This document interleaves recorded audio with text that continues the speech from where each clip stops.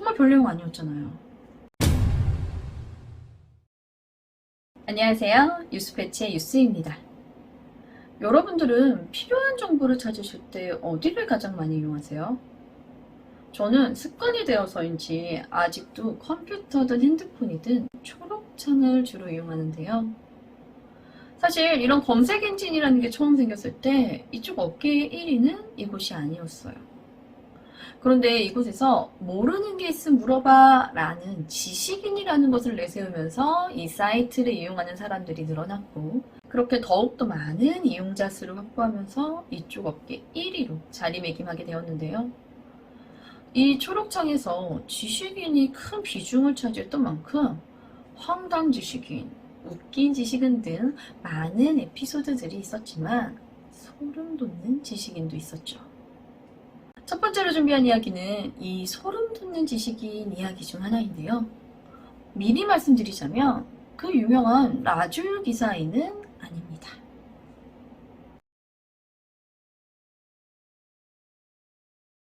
2006년 3월 8일 허그땡땡이라는 아이디를 사용하는 유저가 지식인의 질문을 하나 올립니다. 일본어 좀 해석해주세요. 지금 보이시는 게 당시 올라온 글이었는데요. 이 일본어 전문을 해석해달라는 거였어요. 이게 내용이 조금 문제 있는 내용이라 혹시라도 여기서 이 글을 보고 또 따로 해석하실 것 같아 제가 직접 불러 처리를 했고요. 이 글의 내용은 제가 알려드리도록 할게요. 빠른 답변을 자랑하는 지식인이었던 만큼 답변은 거의 바로 다음날 달렸는데요. 제가 중요 답변 부분은 다 가려놓은 상태라 이것만 보면 잘 모르시겠죠. 질문자가 올린 이 일본어는 1993년에 일본에서 발행된 완전 매뉴얼이라는 책의 일부 내용이었습니다. 이 책의 내용이 굉장히 끔찍한데요. 이 책은 극단적인 선택의 방법에 대한 상세한 설명이 쓰여진 책이었습니다. 이런 방법을 할 때에는 이런 준비물이 필요하고 죽음에 이르기까지 얼마간의 시간이 걸리며 고통은 5단계 중 몇 번째이고 사후 시신의 흉암 정도는 어느 정도인지까지 상세히 적어놓은 매우 끔찍한 책이었는데요. 저 글은 이 책의 일부 내용이었고 저 글의 자세한 내용은 언급하지 않겠습니다. 이것을 번역해준 답변자는 매우 성실히 답변을 해주면서도 이 글의 내용이 매우 위험하니 절대로 따라하면 안 될 것이라는 우려를 담은 메시지를 답변과 함께 남깁니다. 질문자는 이 글을 답변으로 채택을 했고 인사글에 최고! 일본에 희한한 책이 있다길래 내용을 알고 싶어서 그런 거니 걱정 마시길 이라는 글을 남겼죠. 지식인이 그렇듯이 질문자가 글을 남기고 답변자가 답변을 하고 내공받고 이 얘기도 그냥 그렇게 마무리되는 듯 했습니다. 하지만 이 글이 문제가 된 건 대략 2년 정도 지난 2008년. 이 질문자 허그땡땡의 개인 블로그에 올려진 글 때문이었는데요. 질문자가 지식인의 글을 올린 건 2006년 3월 8일, 답변을 받은 건 3월 9일이었죠. 이 질문자의 블로그에 2006년 3월 22일 인성검사라는 글을 마지막으로 아무런 글도 올라오지 않다가 대략 2년 후인 2008년 1월 28일 이 블로그의 주인을 미스터 블로그라 칭하며 자신은 이 미스터 블로그의 형이라 하는 사람이 잠시 이 블로그 관리를 맡을까 한다는 글이 올라옵니다. 그리고 다음 날인 1월 29일 Knocking on Heaven's Door라는 제목으로 올라온 글. 2006년 3월 22일 미스터 블로그 천국으로 가다. 이 글은 형이 적은 글이라고 하는데 굉장히 자책을 많이 하고 있어요. 이 글의 내용을 토대로 이 사건을 조금 정리해서 얘기해 보도록 할게요. 2006년 3월 22일 인성검사라는 글을 마지막으로 아무런 글도 올라오지 않았던 이 마지막 글인 인성검사 내용은 정말 별 내용 아니었어요.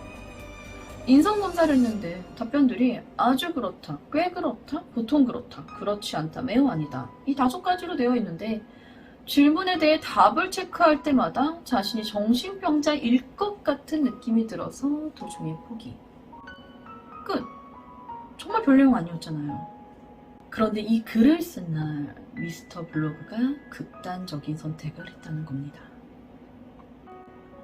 동생이 이런 블로그를 하고 있었다는 것도 이 글을 쓰기 하루 전인 1월 28일 새벽에 처음 알았고, 그렇게 이 블로그에서 그동안 알 수 없었던 동생의 속마음이 담겨져 있는 글들을 확인할 수 있었다는 겁니다.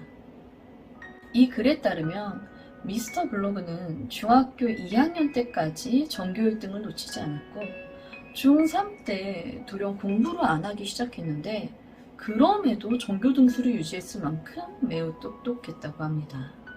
그런 동생이 돌연 고등학교 입학을 앞두고 갑자기 학교를 안 가겠다고 난리를 쳤고, 당시에는 반배치를 위해 시험을 보던 배치고사라는 게 있었는데 이 배치고사를 보던 날에 현관에서 안 가겠다고 난리를 치던 동생을 두들겨 패 강제로 학교에 보냈다고 합니다.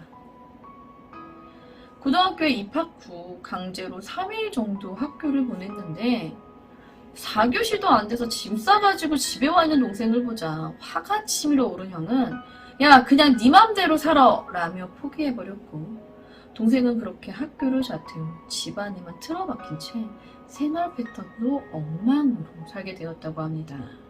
이런 모습에 정신병원까지 데리고 갔었다고 합니다. 동생의 이런 생활은 1년 정도 지속되었고 당시 고3이었던 형은 딱히 공부에 흥미가 없었다고 해요. 친구들이랑 놀거나 여자친구와 노느라 정신이 없었고 그런 만큼 당연히 동생에게도 딱히 신경을 써준 기억이 없다고 합니다. 이런 식으로 고3을 보내고 나니 고스란히 대학이 주르륵 떨어지게 되며 재수하게 되었죠. 엄마의 강한 설득에 의해 어쩔 수 없이 기숙 학원에 들어가게 되었는데 형은 이때를 내가 가면 안 됐었다 라고 회상합니다. 기숙사에서 생활한 지 한 달 가까이 되던 날 어느 날 벌어진 일. 한 통의 전화를 받고 곧장 택시를 타고 달려간 장례식장. 그리고 그곳에 있는 동생의 사진. 그제서야 동생의 죽음이 실감이 갔다고 합니다. 원인은 학교폭력과 극심한 우울증이었다고 해요. 이 블로그의 글들을 보면 미스터 블로그는 의지할 만한 사람도 없이 우울증, 스트레스에 시달렸고 학교를 자퇴한 이후 세상과 소통할 방법이 인터넷밖에 없게 되자 블로그에 빠져 그동안 꾸준히 글을 작성해 왔던 것으로 보여집니다. 형이 무엇보다 가슴 아팠던 건 이 블로그에 있던 글에 형이 있어서 좋다 1, 형이 있어서 좋다 2 이런 글이 있었고 이 글의 마지막 중에 근데 형이 지금 내 곁에 없다라는 글 때문이었다고 해요. 그 기숙학원에 가지 말았어야 했는데 자신이 옆에 있었다면 막을 수도 있지 않았을까 하는 후회가 계속된다는 겁니다. 결국 이 사건은 2006년 3월 8일 지식인의 극단적인 선택에 관한 자세한 질문을 올린 후 정확히 2주 후인 3월 22일 같은 방법으로 극단적인 선택을 했다는 소름돋는 지식인 사건으로 남게 되었습니다. 이번 이야기는 지식인 사건이었는데요. 이 사건의 이름이 그렇게 기재가 되어 있어요. 처음엔 그저 소름돋는 이야기로 시작해서 가슴 아픈 이야기로 끝난 사건이었던 것 같습니다. 근데 이게 사실 이 질문자의 실제 극단적인 선택에 진위하기는 되지 않았다고 해요. 하지만 이 질문은 현재 해당 사이트에서 내려져 찾아볼 수 없고 이 방문자가 거의 0에 가까웠던 블로그는 이 일이 알려지게 되면서 방문자가 급증했고 3월 22일이면 글을 추모하기 위한 사람들의 방문이 계속된다고 합니다. 하지만 이 블로그도 2008년 2월을 끝으로 더 이상 아무 글도 올라오지 않으며 사실상 방치된 상태라고 합니다. 끝으로 매우 안타까운 이야기인데요. 이 블로그에 아웃사이더 게시판이라는 것이 있었는데 이곳의 글들이 자기 비하에 관한 얘기들이 많이 쓰여져 있었다고 해요.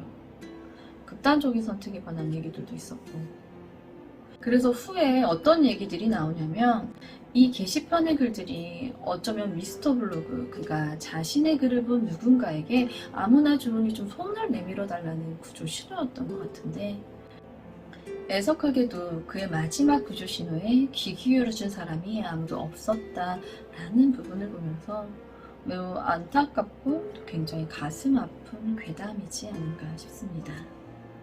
소통은 정말 중요한 것 같아요. 제가 미스테리, 괴담, 사건, 사고를 다루는 만큼 컨텐츠들을 올릴 때 사실 가이드라인 위반으로 자주 메일을 받아요. 그래서 가끔 영상이 올라갔다 내려갔다 다시 올라오는데, 저는 이 극단적인 선택이나 행위에 대한 위반들이었거든요, 다.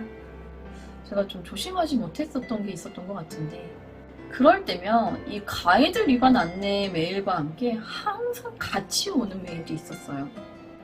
당신은 혼자가 아닙니다 메일인데, 이 극단적인 선택이나 행위에 관한 콘텐츠를 다루는 사람에 대한 좀 우려가 있는 것 같더라고요. 나는 그게 아니었으니까 처음엔 되게 당황스러웠는데, 이걸 몇 번 받으니까 얼마나 이런 우울증이나 충동적인 상황에 많은 우려를 하고 또 그들에게 도움을 주고 싶은 것인지에 대한 생각이 들더라고요. 내가 너무 힘이 들고 정말 끝까지 몰린 기분이 들었을 때 극단적인 생각보다는 주변의 그 어느 누구에게라도 좋으니까 정말 조금이라도 소통을 했으면 좋겠어요. 거기에 듣는 사람도 이런 얘기들을 그냥 가볍게 넘기지 말고 좀 진지하게 들어주고 또 따뜻한 말 한마디라도 건네준다면 이런 비극적인 상황이 조금은 줄어들 수 있지 않을까 싶습니다. 준비한 이야기는 여기까지입니다. 저는 뉴스패치의 유스였습니다. 감사합니다.